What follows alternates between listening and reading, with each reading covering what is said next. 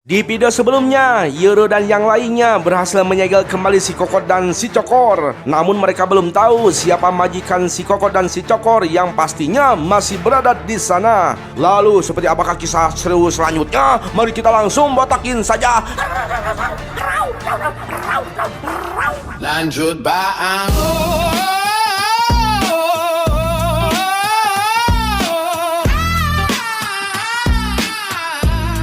Yo, jangan lupa subscribe. Jangan lupa subscribe. Jangan lupa lanjut baang. Yo, check it. Sementara itu, di kediaman klan Kagemori, Asuma diberitahu oleh Sugainya Asagiri bahwa mata-mata yang dikirim mereka sudah terbunuh. Namun masih begitu, akhirnya mereka mengetahui jalur masuk menuju markas Tadera. Dengan begitu, mereka bisa mengambil jasad-jasad orang klan Kagemori yang terbunuh di sana. Bersama dengan itu, di Mayoiga milik klan Tadera, Yuru dan yang lainnya berhasil menemukan jejak pemilik si Cokor dan si Kokor yang bersembunyi di kolong gudang senjata. Karena sudah ketahuan dan didesak oleh Yuru, akhirnya bos si Kokor dan si Cokor keluar dari persembunyiannya. Dan ternyata bos dari si Kokor dan si Cokor itu hanyalah seorang bocil. Sambil menahan rasa takutnya yang sangat luar biasa, si bocil berjanji akan menceritakan semuanya asal tidak dibunuh. Bocil itu mengaku bernama Ken Tadera dan berada di sana itu karena katanya Mayoiga itu adalah rumah ayahnya. Itu berarti Dera adalah ayah dari si bocil tersebut. Namun Dera tidak mengakuinya karena tidak merasa punya anak. Nah, karena penasaran dengan identitas Ken, Dera menanyakan siapa ibunya. Setelah mengetahui bahwa ibu Ken itu adalah seorang wanita asal Ethiopia bernama Adeba, Dera langsung yakin bahwa bocah itu bukan anaknya karena ia tidak pernah menikah dengan orang asing. Namun setelah ditelusuri lebih jauh, terungkap bahwa Ken sebenarnya adalah anak dari ayah Dera, yaitu Tadera Rowei, kepala klan Tadera generasi sebelumnya. Dengan demikian, Ken adalah adik tiri Dera yang terpaut usia 22 tahun darinya. Ya, meski Yuru merasa senang karena Dera akhirnya bertemu keluarganya, Dera sendiri tampak belum bisa menerima kehadiran Ken sepenuhnya. Kemudian Ken mengungkapkan bahwa ayahnya mengetahui tentang Yuru dan Asa. Bahkan ayahnya adalah orang yang membantu kedua orang tua Yuru melarikan diri dari desa Higashi. Mendengar hal itu, si nenek menyadari bahwa hubungan antara klan Tadera dan keluarga Yuru bisa menimbulkan kesalahpahaman besar. Desa Higashi mungkin akan menganggap klan Tadera sebagai pengkhianat atau mata-mata. Nah, karena tidak ingin terlibat lebih jauh, ia memilih untuk tidak mencari tahu lebih banyak dan berjanji akan merahasiakan semua yang diketahuinya. Setelah berterima kasih kepada Yuru karena telah menyelamatkannya, si nenek pun meminta izin untuk pulang. Dera menyerahkan keputusan itu kepada Yuru karena identitasnya sempat dibocorkan oleh si nenek kepada Kokot dan Cokor. Namun karena mengetahui bahwa si nenek tidak memiliki niat jahat, Yuru memilih memaafkannya. Selain itu, ia juga merasa kasihan karena suami sang nenek masih menunggunya di rumah. Sebelum pergi, si nenek meminta izin untuk memakamkan teman-temannya yang mati. Yuru menyatakan akan membantu si nenek. Ya, sikap itu membuat si nenek heran karena Yuru bisa membunuh orang dengan mudah tetapi tetap menghormati musuhnya. Menurut Yuru, alasannya sederhana, yaitu agar jenazah itu tidak menimbulkan penyakit bagi orang lain.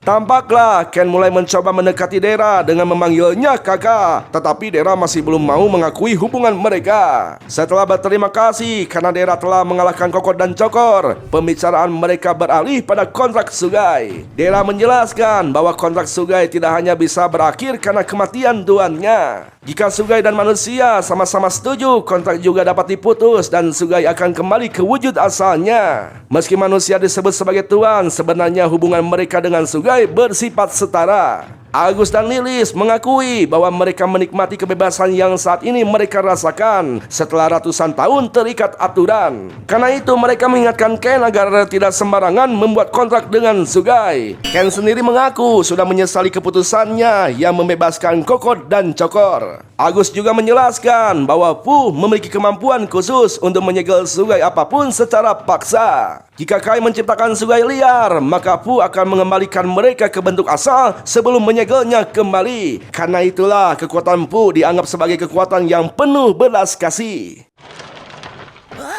影森アスマによろしくね。元の町だ。もうこの仕事やめよう。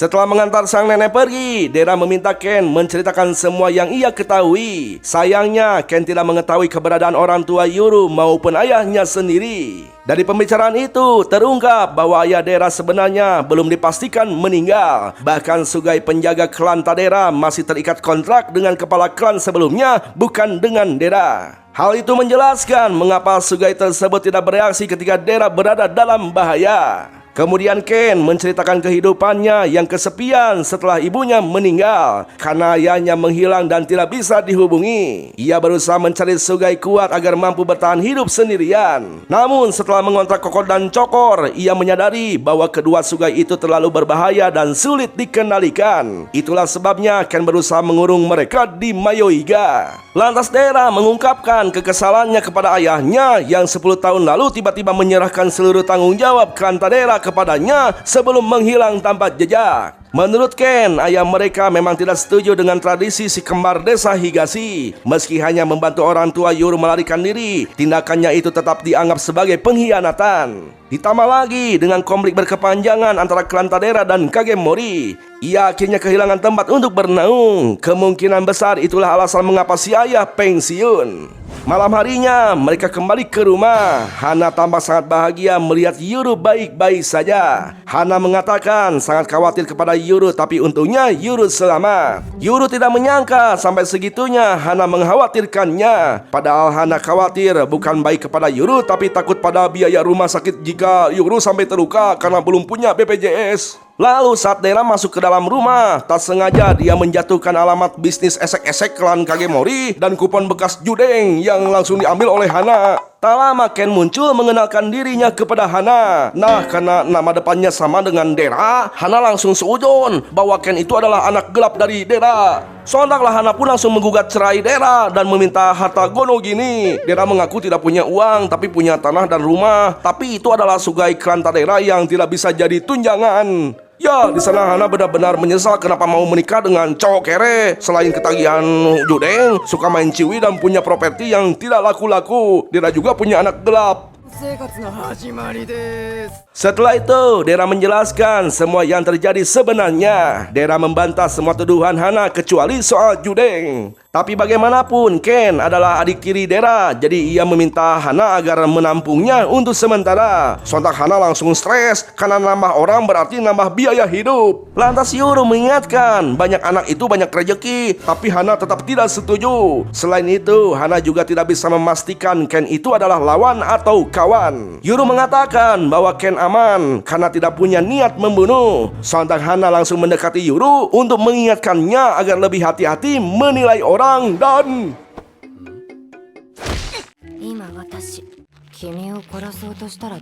ya, keganasan Hana itu seolah membuktikan bahwa orang yang paling mengerikan di rumah itu adalah Hana. Di sana Ken sampai ketakutan melihat keabsurdan orang-orang yang ada di rumah tersebut. Setelah suasana sedikit tenang, Ken mengeluarkan buku tabungannya yang belum pernah dia pakai. Melihat buku tabungan itu, naluri ibu-ibu di dalam diri Hana langsung meronta-ronta, menyuruh Dera untuk mengecek saldonya lumayan gitu ya buat beli seblak. Dera-san,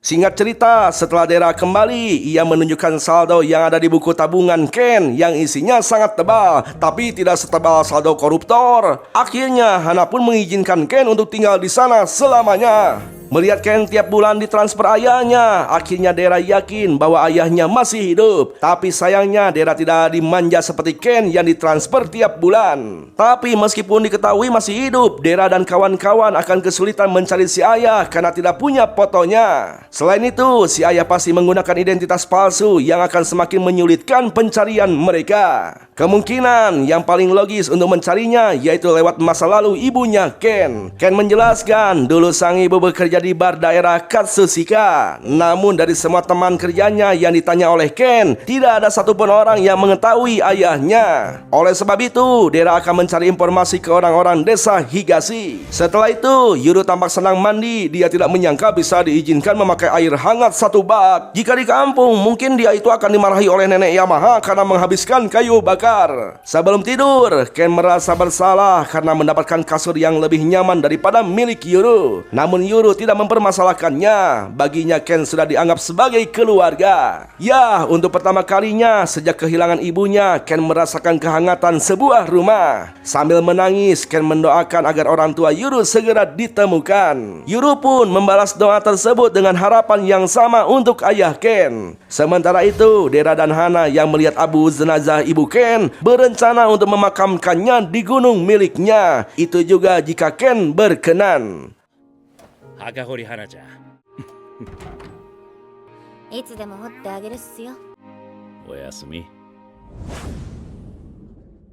Beberapa hari kemudian, Yuru menunjukkan keahliannya membuat busur dan anak panah yang sebagian besar ia pelajari dari ayahnya. Di sana Ken sampai Oloho kagum melihatnya dan meminta Yuru mengajarinya menggunakan senjata karena Ken juga ingin menjadi lebih kuat seperti Yuru. Di sisi lain, Makoto kembali diundang oleh Jin yang sepertinya akan dipekerjakan di sana. Makoto mengenalkan sugainya yaitu Akai dan Midori yang katanya mereka ahli dalam menculik orang. Mirip-mirip kemampuan Yin dan Yang milik si Ohim, tapi tetap ada bedanya. Jadi gini bro, jika Yin dan Yang menculik orang itu disembunyikan di dalam perut. Nah, Akai di sini bisa berubah menjadi janda lalu menggoda targetnya untuk diculik. Dan yang paling unik adalah kemampuan Midori. Dia itu menculik orang menggunakan pelernya. Midori bisa membesarkan pelernya segede bage lalu menyedot orang yang menjadi targetnya. Asa yang mendengarnya sampai jijai membayangkannya. Untungnya saat itu dia diculik oleh Yin dan Yang. Coba bayangkan jika Asa diculik Midori di dalam pelernya yang panjang besar berurat dan hidung. Ya pokoknya mah Midori itu adalah sugai yang paling menakutkan untuk kaum Ciwi.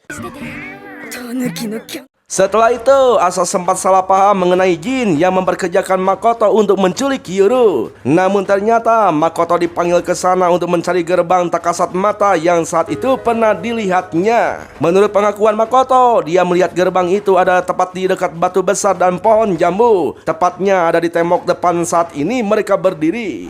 Di sana Gebi sempat curiga kepada Hagure yang menciptakan gerbang itu. Namun menurut Asa, ciptaan Hagure itu akan berwarna hitam putih seperti gerbang komik untuk sementara waktu. Jadi jika dia yang membuatnya pasti akan ketahuan dari ciri-cirinya. Tak lama mereka menemukan 2 garis samar yang sangat presisi. Garis itu seperti dibuat oleh sesuatu yang sangat tajam. Di sisi lain tampaklah Asuma menemui aki-aki bernama Shingo di sebuah apartemen. Sepertinya Shingo adalah paman dari Asuma dan masih bagian dari klan Kagemori. Tapi dari obrolannya Shingo berselisih dengan keluarga Kagemori yang lain. Di sana Shingo terlihat sangat kesal karena Asuma gagal menangkap Yuru. Asuma beralasan tidak mudah mengalahkan Yuru. Selain kuat, dia juga dijaga Sugai yang tidak mudah dikalahkan. Shingo menyarankan agar Asuma menyingkirkan Hagure, karena jika Hagure tersingkir, maka Asuma lah yang akan menjadi kepala klan selanjutnya. Tapi sekalipun Hagure mati, kepala klan saat ini tidak akan langsung ikut mati juga. Jadi tetap butuh waktu untuk itu. Di sana Shingo kembali menyarankan opsi lain. Jika Asuma tidak bisa mengalahkan mereka, maka setidaknya Asuma bisa merebut hati Asa alias memacarinya sampai Asa benar-benar menjadi miliknya. Dengan begitu mereka bisa mendapatkan salah satu kekuatan dari si kembar. Tapi Asuma menolaknya karena takut dituduh pedo. Masa kolot pacaran sama bocil, bisa-bisa nanti dilaporkan ke Seto ke Ladu Singa tuh. Nah, karena sudah tidak ada lagi yang harus dilaporkan, Asuma kembali pergi. Tapi sebelum itu Asuma menyarankan agar sekali-kali Shingo mampir ke kediaman Kagemori. Namun karena takut celaka, Shingo menolaknya. Tak lama muncul seseorang berpedang yang dari tadi sembunyi di kamar. Orang itu membelah sugai kupu-kupu yang disimpan Asuma untuk memata-matai mereka. Orang itu menyarankan agar Shingo melatih keponakannya itu menjadi lebih baik. Jika tidak, dia akan menjatuhkan Shingo karena Singo terlalu meremehkannya hanya karena dia anggota keluarga. Sementara itu, Hana mengeluhkan harus mengurus 2 anak. Tapi kata Dera, Ken itu adalah anak baik. Dia bisa mengurus dirinya sendiri, jadi tidak akan terlalu merepotkan mereka. Selain itu, Ken juga banyak duit dan cukup pintar untuk mengetahui apa yang ingin mereka ketahui. Setelah itu, Hana menemukan arsip terakhir Ibu Yuru sebelum menghilang di situs data orang hilang. Di sana ditemukan simaksi pendakian di kotak surat pendakian Desa Higashi atas nama Kinjo Nagisa.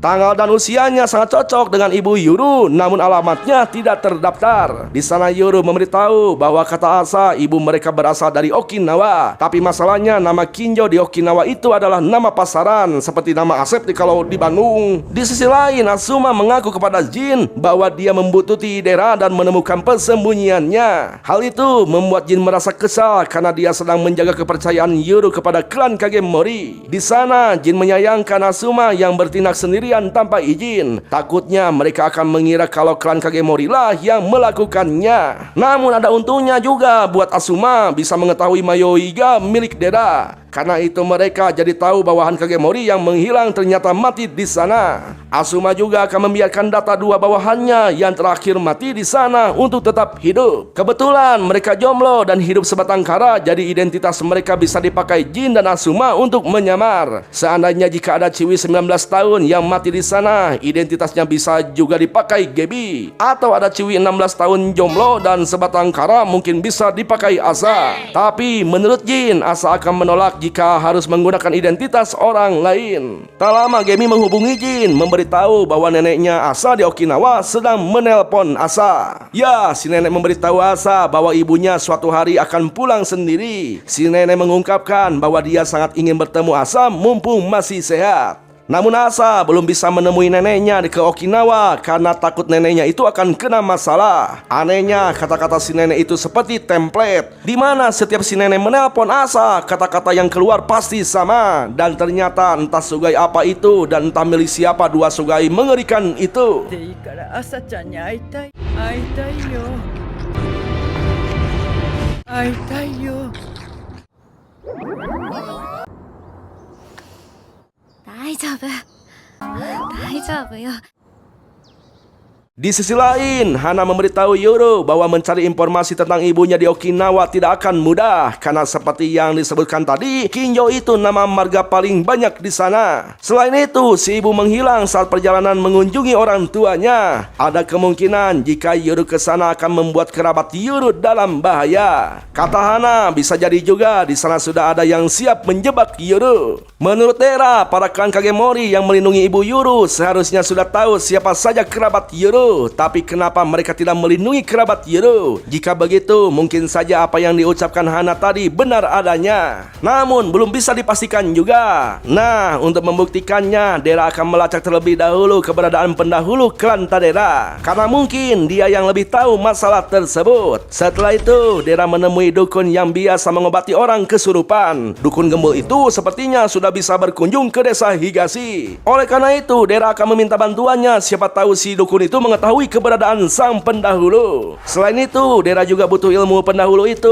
untuk menjaga Yuru agar tidak direbut oleh pihak lain. Namun ternyata si dukun sudah tidak pernah mendapatkan kabar lagi tentang pendahulu klan Tadera itu, alias sudah lost kontak. Untuk memastikannya, si dukun akan mencari informasi ke warga desa. Siapa tahu di sana ada petunjuk. Nah, karena banyak orang yang terluka di sana bekas serangan klan Kagemori, Dera menyarankan si dukun membawa banyak obat-obatan dan air jampe-jampe. Sebelum itu, si dukun bercerita bahwa semalam dia bertemu orang aneh saat perjalanan pulang. Orang itu membawa 2 pedang yang menjadi sugainya. Lalu tiba-tiba orang itu menyerangnya. Namun anehnya, setelah ditebas tidak terdapat luka sedikit pun di tubuh si dukun. Sebelum pergi, Dera mengingatkan agar si dukun hati-hati jangan sampai ada yang membuntutinya saat menuju desa.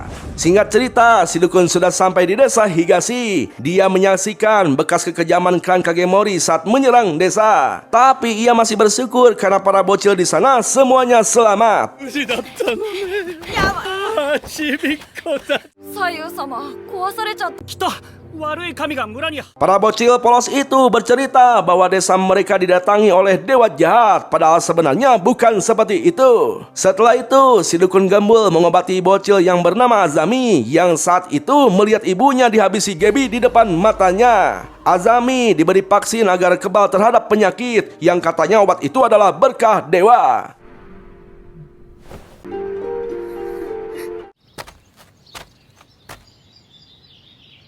Setelah itu, para penduduk desa memastikan bahwa si dukun gembul itu tidak dibuntuti Klan Kagemori. Si dukun mengaku awalnya iya, tapi dia sudah berhasil mengecohnya. Jadi untuk sekarang bisa dipastikan tidak ada yang membuntutinya. Lalu tiba-tiba si dukun berbicara, sudah mengirim 5 orang pembunuh elit untuk membunuh Yuru, tapi tidak ada yang selamat dan...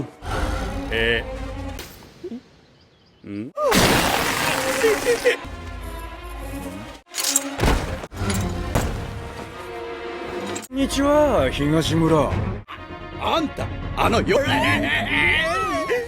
ternyata orang itu bernama Ipan, tidak pakai Gunawan. Dia adalah orang yang sebelumnya terlihat bersekutu dengan Singo Paman Asuma dari Klan Kagemori.